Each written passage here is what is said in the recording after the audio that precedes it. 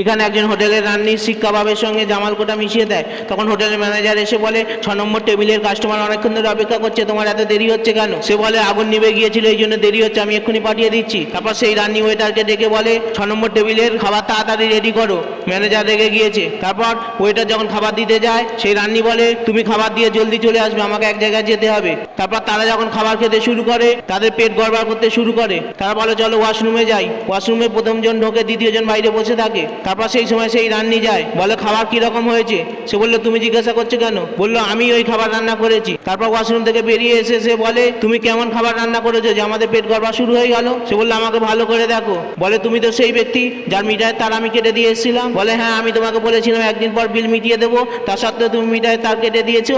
এই কারণে আমি অপেক্ষা করছিলাম যে তুমি কবে আমার হোটেলে খেতে আসবে। আমি তোমার খাবারের সঙ্গে বেশি করে জামালকোটা মিশিয়ে দিয়েছি, এইভাবে 3 দিন তুমি পায়খানা করতে থাকো। সে চলে যায়। তারপর সে আবার ওয়াশরুমে ঢুকে যায়।